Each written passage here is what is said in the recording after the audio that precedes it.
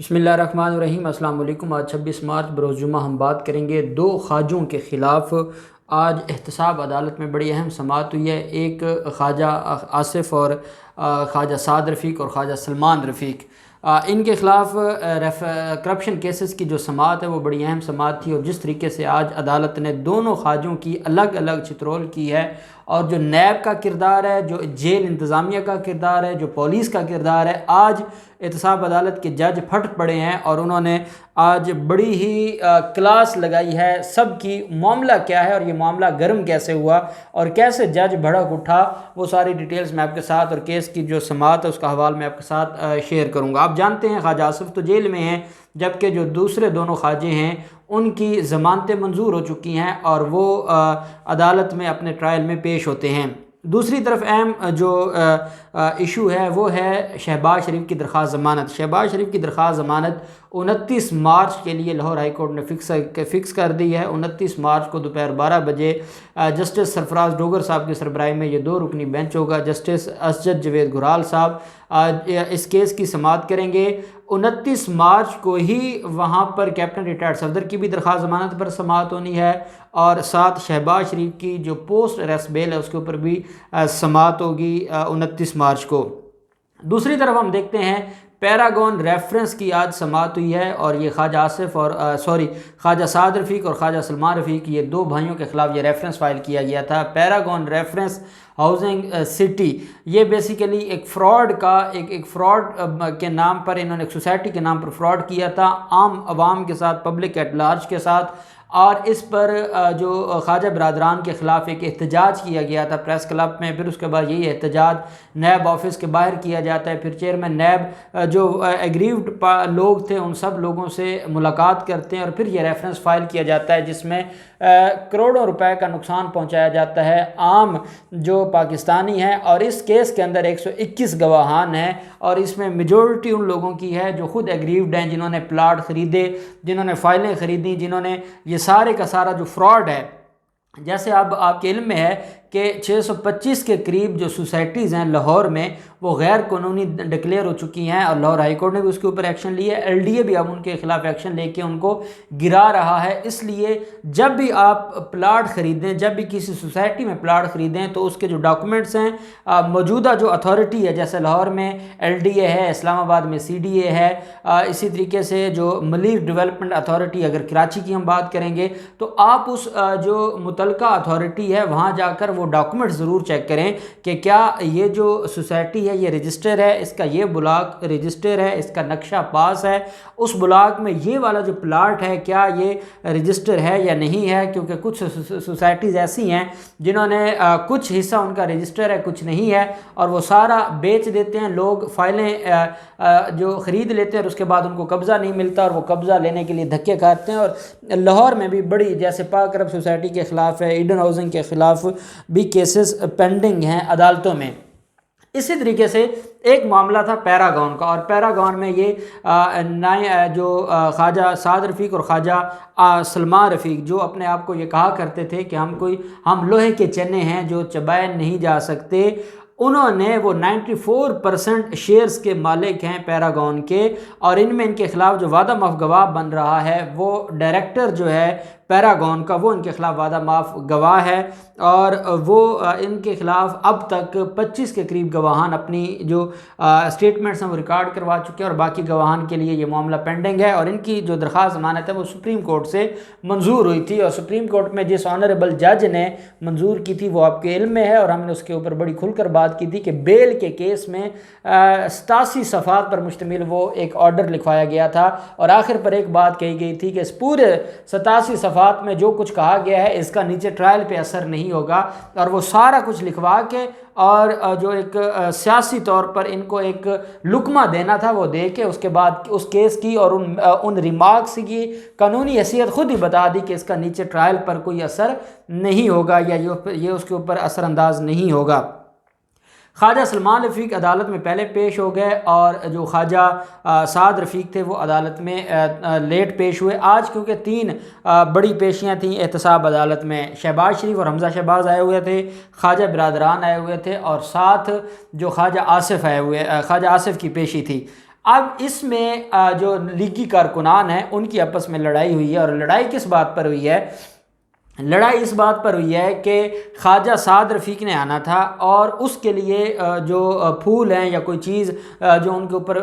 پھینکی جاتی ہے جب وہ آتے ہیں، اس پر بھی آج عدالت نے بڑے اچھے ریمارکس دیے ہیں۔ تو وہ خواجہ سعد رفیق کے جو کارکنان کھڑے تھے یا جو ان کے خوش آمدی کھڑے تھے، تو ابھی خواجہ سعد رفیق نے تو لیٹ آنا تھا، تو حمزہ شہباز پہلے آ گئے، تو جو دوسرے ساتھ لیگی کارکنان کھڑے تھے انہوں نے وہ جوش میں آ کے، اور انہوں نے ان کو بڑا جذبہ آیا حمزہ شہباز کو دیکھ کے، تو وہ اس دوسرے لیگی ورکر سے انہوں نے پھول چھیننے کی کوشش کی کہ حمزہ شہباز پر پھول پھینکتے ہیں، اور اتنے میں ان کی آپس میں لڑائی ہو گئی، اور وہ دو گروپ بن گئے، دو گروپوں کی لڑائی ہوئی، اور پھر لیڈرز نے ان کو چھڑوایا، وہ ایک دوسرے کو چھوڑنے والے نہیں تھے، ایک ہی جماعت کے جو کارکن تھے وہ آپس میں لڑ پڑے۔ معاملہ کیا تھا کہ جی نہیں، یہ جو ہے وہ میں ان کے لیے کھڑا ہوں اور یہ میرے پھول ان پر کیوں پھینک رہے ہیں، یہ ہے اصل۔ اب یہ ان کی تربیت آپ دیکھ سکتے ہیں۔ خیر، اب جب خواجہ سلمان رفیق پہلے پیش ہو گئے، خواجہ سعد رفیق لیٹ پیش ہوئے، تو عدالت نے کہا کہ خواجہ سعد رفیق کدھر ہے، تو عدالت کو بتایا گیا کہ وہ تھوڑی دیر تک پیش ہوگا۔ یہ جج جواد الحسن صاحب کی عدالت میں کیس کی سماعت ہو رہی تھی، جیسے خواجہ سعد رفیق پہنچے تو عدالت نے کہا بھی یہ کوئی ٹائم ہے آنے کا، عدالتیں آپ کی پابند ہیں، عدالتیں یہاں جب آپ کا دل کرے گا آپ آئیں گے، اور عدالتیں آپ کا انتظار کرتے رہیں گے، آپ مذاق آپ نے بنایا ہوا ہے، اس لیے آپ لوگوں کو ضمانت ملتی ہے کہ آپ اپنی مرضی کریں، پچھلی تاریخ پر آپ آئے نہیں اور آج آپ لیٹ آ رہے ہیں۔ تو خواجہ سعد رفیق نے کہا اب کیونکہ خواجہ سعد رفیق شاید وہ جاتی عمرہ میں جو آج بڑا ایک اہم ان کا ناشتہ تھا، ادھر وہ ناشتہ کر رہے تھے، اور ادھر پاکستان پیپلز پارٹی الیکشن جو سیٹ ہے وہ جیت رہی تھی، تو شاید وہ ناشتے پہ گئے ہوں گے۔ تو خیر عدالت نے صحیح کلاس لگائی، اور خواجہ سعد رفیق نے سر نیچے رکھا اور پھر سر اوپر اٹھایا نہیں۔ ساتھ نیب کے جو گواہ آئے تو وہ گواہ بیمار تھے، ان کو جو ہے وہ کھانسی بھی تھی، کوئی ایشو تھا، تو عدالت میں جب یہ بات سامنے آئی کہ کہیں اس کو کرونا نہ ہو، تو پھر عدالت نے گواہ کو باہر نکال دیا، اور عدالت نے کہا کہ اس کا ٹیسٹ کروائیں، اگر اس کو کوئی ایشو ہے تو جو باقی گواہان ہیں ان کو پھر 3 اپریل کو پیش کیا جائے، اور خواجہ برادران کے خلاف جو کیس ہے اس کی سماعت 3 اپریل تک ملتوی کر دی۔ پھر ہم آ جاتے ہیں خواجہ آصف۔ آپ کے علم میں ہے کہ خواجہ آصف جیل میں ہیں۔ خواجہ آصف جب جیل میں گئے تھے، اور آپ یہ بھی جانتے ہیں کہ خواجہ آصف کے خلاف نہ صرف خواجہ آصف کی جو سوسائٹی ہے اس کو مسمار کر دیا گیا تھا، خواجہ آصف کے خلاف اینٹی کرپشن کے بھی مقدمے ہیں، اور یہ نیب کا بھی مقدمہ ہے، اور جو ان کے خلاف اقامہ ہولڈر، غیر ملکی اقامہ ہولڈر ہیں، اس پر یہ اسلام آباد ہائی کورٹ سے ڈسکوالیفائی ہوئے تھے، اور پھر بعد میں سپریم کورٹ نے ان کو ریلیف دیا تھا۔ خواجہ آصف جیل میں ہے، اور خواجہ آصف پہلے آنکھوں کا آپریشن کروایا، اس کے بعد مختلف بیماریاں تھیں۔ آج عدالت جیل سپرنٹینڈنٹ نے ان کو پیش نہ کیا، اور یہ جو آنریبل عدالت کے ریمارکس تھے وہ میں نے لکھے تھے تاکہ میں آپ کو وہ سیم ٹو سیم وہ پڑھ کر سنا دوں کہ آج عدالت نے خواجہ آصف کے بارے میں، نیب کے بارے میں، جیل انتظامیہ کے بارے میں اور پولیس کے بارے میں کیا کہا ہے۔ جب کارروائی شروع ہوئی تو جیل حکام نے عدالت میں خواجہ آصف کی جو میڈیکل رپورٹ ہے وہ پیش کی۔ رپورٹ میں بتایا گیا کہ خواجہ آصف بیمار ہیں اور ہاسپٹل میں داخل ہیں، اس لیے پیش نہیں کیا جا سکا۔ تو عدالت نے کہا کہ یہ کوئی بات نہیں ہے، یہ جو میڈیکل رپورٹ ہے، عدالت نے ایسے پھینکی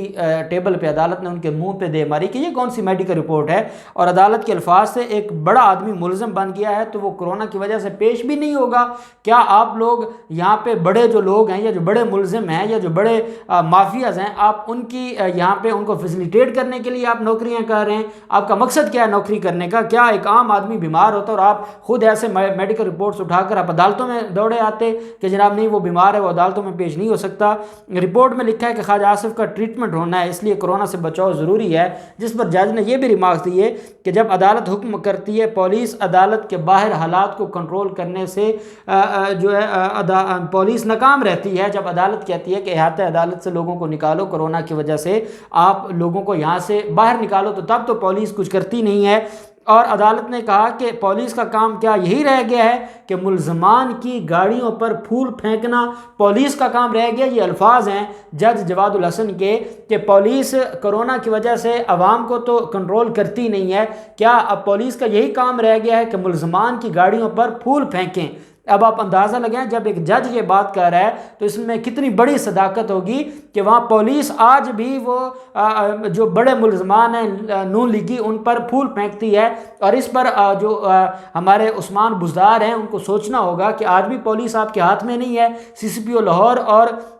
آئی جی انعام غنی کو اس کے اوپر ایکشن لینا ہوگا کہ احتساب عدالت کے سینئر جج ایڈمن جج یہ کہہ رہے ہیں کہ آپ کے جو پولیس والے ہیں وہ ملزمان پر پھول پھینکتے ہیں، اس سے بڑھ کر اور کیا کہا جا سکتا ہے۔ اور عدالت نے کہا اب یہاں ان کی میڈیکل رپورٹس اٹھا کر آ گئے ہیں۔ ساتھ ہی عدالت نے جو ان کا ریفرنس ہے اس پر نیب سے استفسار کیا کہ کب فائل کیا جائے گا ریفرنس، تو تفتیشی افسر نے بتایا جی کہ تیاری جاری ہے۔ عدالت نے اظہار برہمی کرتے ہوئے کہا کہ نیب کو 25 سال لگیں گے، اور عدالتوں نے کہا کہ کیا آپ کے معاملات طے پا گئے ہیں خواجہ آصف کے ساتھ، یہ الفاظ تھے آنریبل جج کے۔ عدالت نے کہا لگتا ہے آپ کے معاملات طے پا گئے ہیں، اور جب تک اس کی ضمانت منظور نہیں ہو جاتی تب تک آپ ریفرنس ہی نہیں فائل کریں گے۔ عدالت نے کہا آپ ہمیں یہاں ذلیل کرتے ہیں، آپ ہمارا یہاں تماشا بنواتے ہیں، کام آپ نہیں کرتے،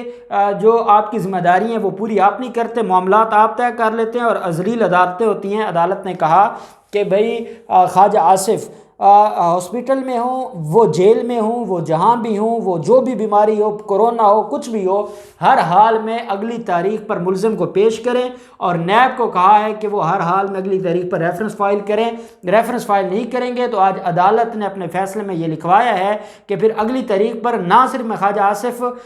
کی ضمانت منسوخی کا حکم جاری کروں گا جو اس کے مچلکے جمع ہیں، وہ میں جو خواجہ سعد رفیق، کہ اگر خواجہ سعد رفیق اگلی تاریخ پر ٹائم پر نہ آئے تو نہ صرف ان کے مچلکے کینسل کیے جائیں گے بلکہ ان کے خلاف کارروائی ہوگی۔ اور خواجہ آصف کے بارے میں یہ کہا ہے کہ اگلی تاریخ پر وہ نہ آئے تو پھر جیل سپریڈنڈنٹ کے وارنٹ جاری ہوں گے، پھر جیل سپریڈنڈنٹ کو گرفتار کر کے لایا جائے گا، وہ خود پھر خواجہ آصف کو لے کر آئیں گے۔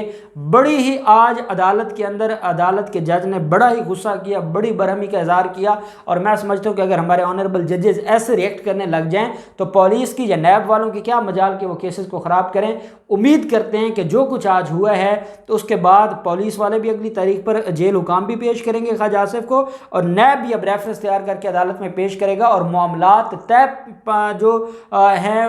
طے پا جانا، یہ ایک جوتا مارا گیا عدالت کی طرف سے نیب کو، اور دوسری طرف عدالت نے جو پولیس کو جوتا مارا ہے کہ آپ کے جو لوگ ہیں پولیس والے وہ ملزمان پر پھول پھینکتے ہیں، اس کے علاوہ ان کو کام ہی کوئی نہیں ہے۔ یہ جو دو بڑے ریمارکس ہیں، اس کے بعد بھی اگر ان لوگوں کے اندر شرم حیا نہیں آتی تو پھر اللہ پاک ہی ان کو عقل دے، باقی کچھ کہا نہیں جا سکتا۔ آپ دیکھتے ہیں ان سارے معاملات میں مزید کیا ڈیولپمنٹ ہوتی ہے، جو بھی ڈیولپمنٹ ہوگی آپ کے ساتھ شیئر کرتے رہیں گے۔ اللہ پاک پاکستان کامیاب و ناصر ہو۔ بہت شکریہ، اللہ حافظ، پاکستان زندہ باد۔